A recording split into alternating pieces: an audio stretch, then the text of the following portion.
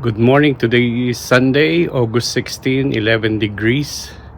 Hindi ako nakapag-update last week dahil nasa Vancouver kami. Ang tumitingin na aking mga halaman pag wala kami itong kapitbahay ko dito.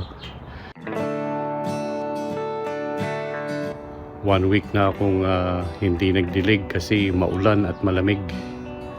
Nakalibre tayo sa tubig.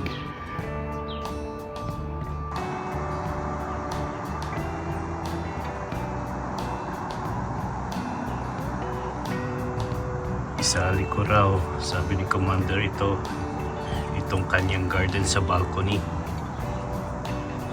Wala na to.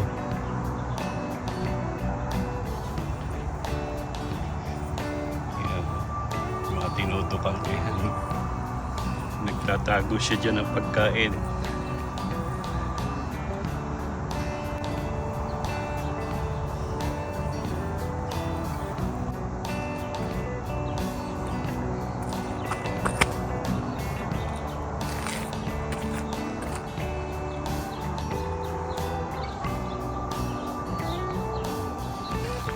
Mansanas, ilan lang at mga nalaglag. Mag-harvest tayo ng mint. Jalapeno, lalaki.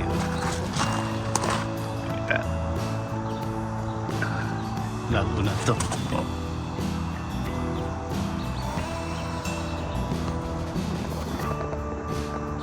Pinutol ko na yung ibang top para hanggang dyan na lang kasi lumalamig na. Hindi ito mahinog.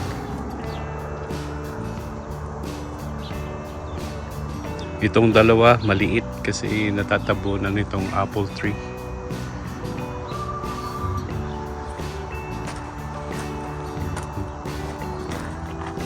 Pero lalaki ng kamatis. And the onions under here. In between the tomatoes. Sa fall babawasan ko to ng sanga para tumaas-taas pa siya. So, look at the apple tree. Apples.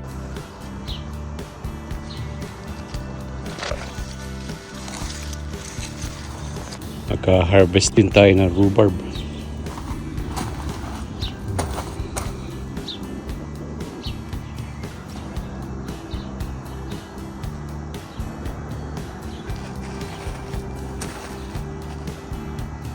Hindi ko alam kung halaman yan. Pero iniwan ko na lang.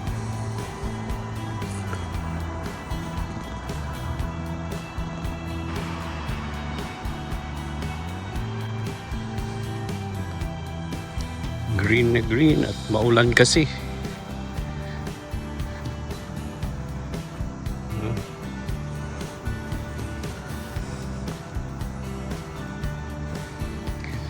Ating rosy, isa na lang ang bulaklak. Oh, may natubo pala. Oh, may bud. Yan, merong isa. So,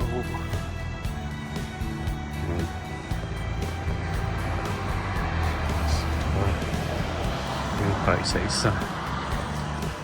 Gusto.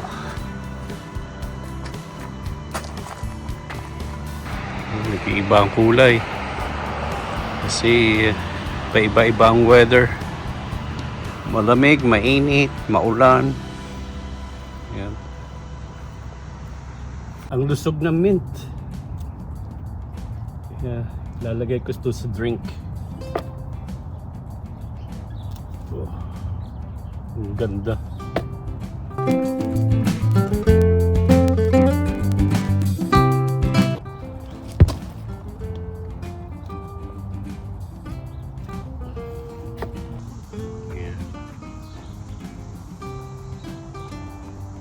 Yan, cilantro, babawasan ko. Maraming bulaklak ko. Paborito to ng mother ko, cilantro. Dami ko na natanggal.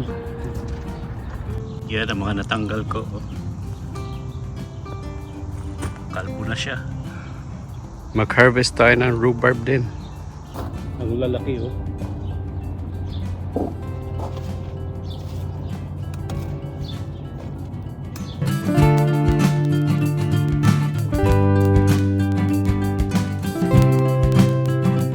Pwede raw itong pansinigang pero hindi pa namin na-try.